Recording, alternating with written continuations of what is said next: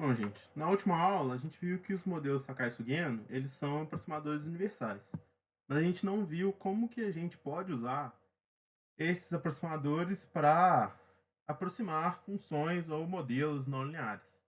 Nessa aula a gente vai ver que se a gente fixar as funções de pertinência que a gente está usando no modelo, sem tentar mudar os parâmetros da função de pertinência, e escolhermos funções locais, funções linear consequentes, que sejam lineares nos parâmetros, então, nesse caso, a gente vai chegar num modelo Takai-Sugeno que vai ser linear nos parâmetros. E aí, com isso, a gente vai poder fazer uso do método dos mínimos quadrados.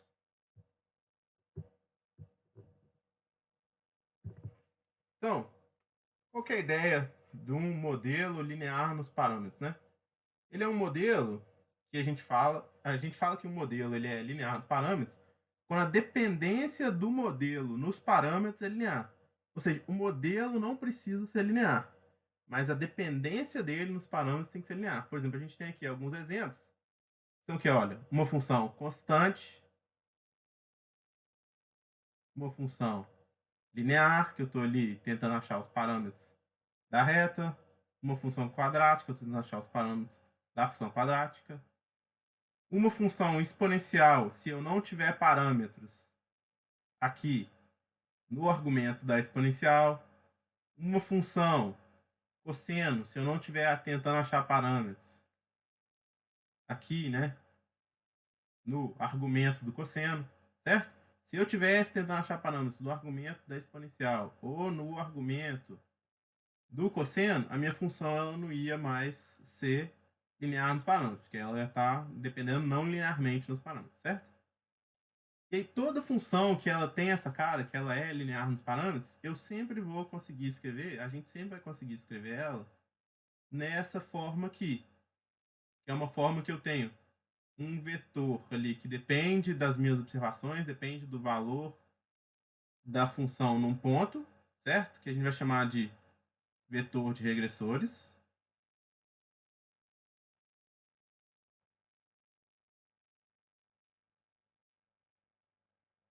E um vetor de parâmetros que eu quero determinar.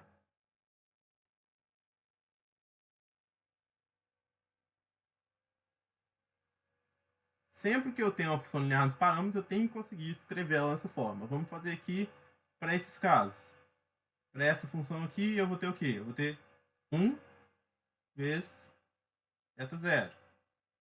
Para essa função aqui, eu vou ter x e 1 multiplicando meu vetor de parâmetros, que vai ser θ1, θ0.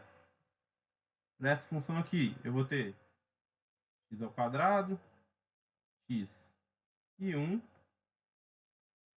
ficando lá, θ2, θ1, θ0. Certo? Para essa função aqui, eu vou ter e a menos x menos 2 ao quadrado, θ1. Para essa última, eu vou ter lá cosseno de x vezes θ1.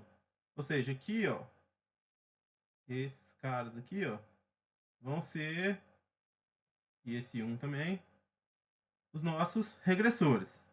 Enquanto que esses caras aqui, do lado de cá, são o nosso vetor de parâmetros que a gente está querendo determinar.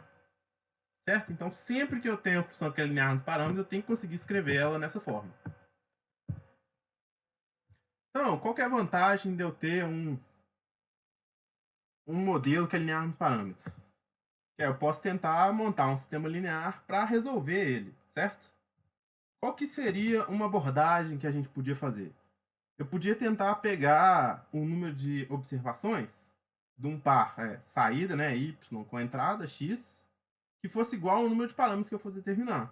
Que eu ia ter um sistema de equações determinado ali, que era só resolver ele, que eu ia chegar no número de parâmetros. Qual que é o problema dessa abordagem? O problema é que, dois problemas principais. Eu só vou levar em consideração os pontos que eu escolhi para montar ali o meu sistema linear para achar os parâmetros. O outro problema é que, se eu fizer essa abordagem, eu estou assumindo que não existe nenhum erro nos meus dados, que não tem nenhuma diferença entre o modelo original, o modelo real que está modelando ali, aquilo que eu estou querendo modelar, e o modelo que eu escolhi para representar ele, certo? Dessa forma, então, ao invés de fazer isso, a gente pode escolher uma abordagem baseada em otimização que vai tentar fazer o seguinte: a gente vai tentar minimizar uma função de custo. E agora, o que é? A gente vai tentar, em vez de resolver um sistema linear, encontrar um conjunto de parâmetros que minimize essa função de custo, que é o custo quadrático para cada observação, para cada par de observação que eu tenho, que é a diferença entre a observação que eu fiz e o modelo a partir daquele parâmetro que eu escolhi, certo? Eu posso reescrever isso nessa forma matricial aqui, ó, onde x vai ser o que a gente vai chamar de matriz de regressores e cada linha do x vai ter lá f transposto de xi. F, né? Não é f. F transposto de xi. Beleza? Cada linha lá do x eu vou ter um vetor de regressores. Ok? Então, qual é a ideia? Como é um problema de otimização e ele não tem nenhuma restrição, eu posso simplesmente tomar a derivada e igualar ela a zero. Se eu tomar a derivada desse custo aqui matricial, eu vou chegar nessa relação aqui, nessa derivada, certo? Eu posso dividir por 2, porque eu vou igualar a zero mesmo, e aí eu vou chegar que o mínimo vai ser encontrado neste ponto aqui, ok? Qual que é a relação que eu tenho aqui, que eu vou assumir para poder tentar achar uma solução para os meus parâmetros? Se o meu x, se a minha matriz de regressores tiver um posto completo de colunas, certo? Então significa que essa inversa aqui existe. Existe inversa de x transposto x. E aí com isso eu posso multiplicar pela inversa aqui à esquerda e aqui à esquerda.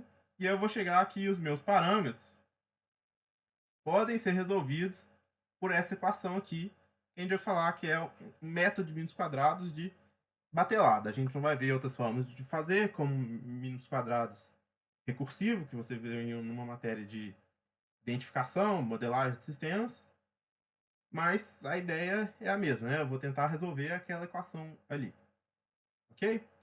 Então aqui, essa equação, ela é a solução do nosso problema de otimização original, que é esse problema aqui em cima, e ela vai dar para a gente uma forma ótima de eu encontrar o valor dos parâmetros, dado que eu tenho um grande conjunto de observações, minimizando ali o erro entre a observação e o que meu modelo está esperando.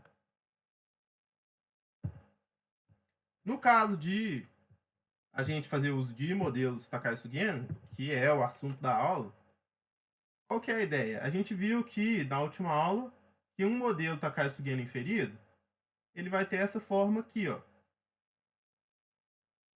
Que é o quê? É uma soma convexa dos consequentes, que são os modelos locais, certo? São as funções locais, ponderada pelas funções de pertinência.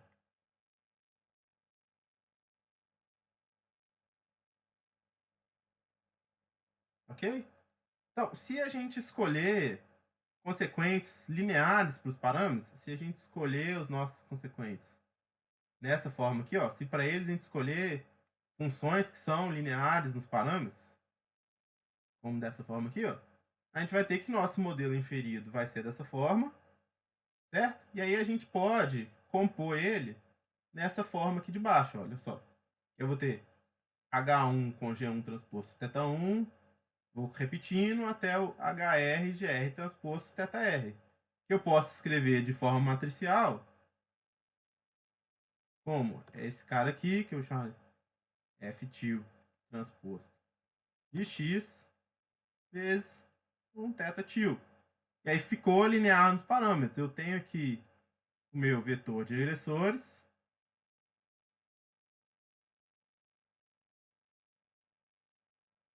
e o meu vetor de parâmetros.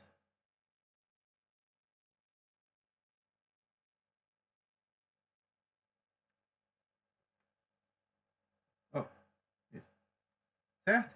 Um caso muito comum que acontece, que a gente vai até ver aqui nos próximos slides, é o caso em que em todos os consequentes eu vou ter a mesma estrutura, eu vou ter a mesma G e eu vou mudar só os parâmetros. Eu vou ter a mesma estrutura para todos eles, mas eu quero mudar o parâmetro de cada um, certo?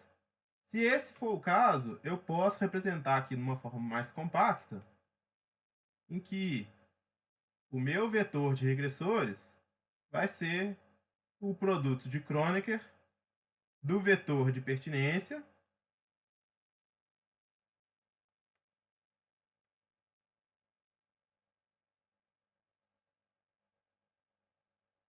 com o vetor de regressores local.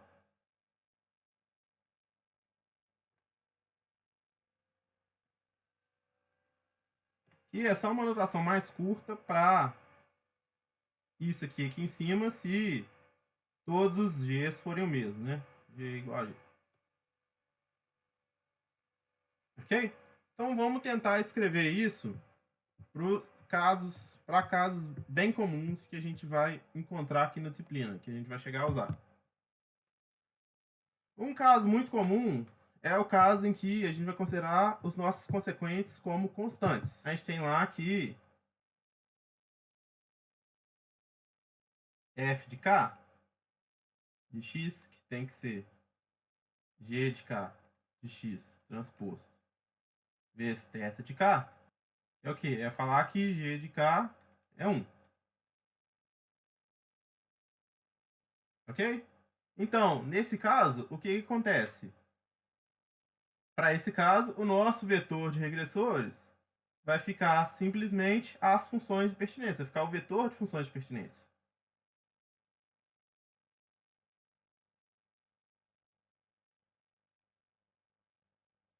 Vezes o vetor de parâmetros que eu quero estimar, né?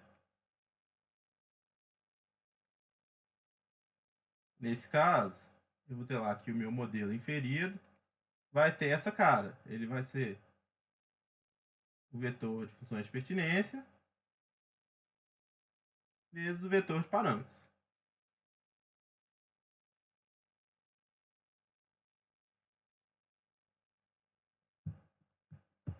No caso em que a gente escolhe consequentes lineares, só para a gente mostrar aqui o que a gente quer dizer com aquele o G ser o mesmo para todos, a gente tem que o f de k de x, que são os nossos consequentes, tem que ser g de k transposto de x vezes θ de k, vai ser o quê? No caso linear, a gente tem θ1 vezes x mais θ0. É aqui θ1 de k, θ0 de k. E a gente pode escrever como sendo x e 1 com θ1 de k, θ0 de k. Se a gente fizer a composição lá para o modelo inferido, a gente vai ter que o modelo inferido vai ficar com a cara H transposto crônica G transposto isso aqui vezes lá o θ tio. E nesse caso, que é os parâmetros a determinar, que nesse caso vai ser uma coisa que a gente vai escrever assim, ó. É H1 vezes x H1, aí ia vir H2 vezes x H2 até HR vezes x com HR, e o nosso vetor lá de parâmetros a determinar, que é ser θ 1, θ 0, 1, θ 1, 2, θ 0, 2, 3 pontinhos, θ 1R, 1, θ 0R, e aí lá, nosso vetor, aqui os nossos regressores,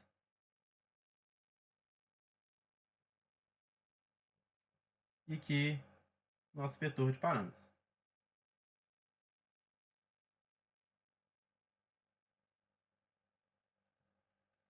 Então, como a gente pode ver, dá para a gente fazer um modelo takaysugiano linear nos parâmetros e usar o método de mínimos quadrados.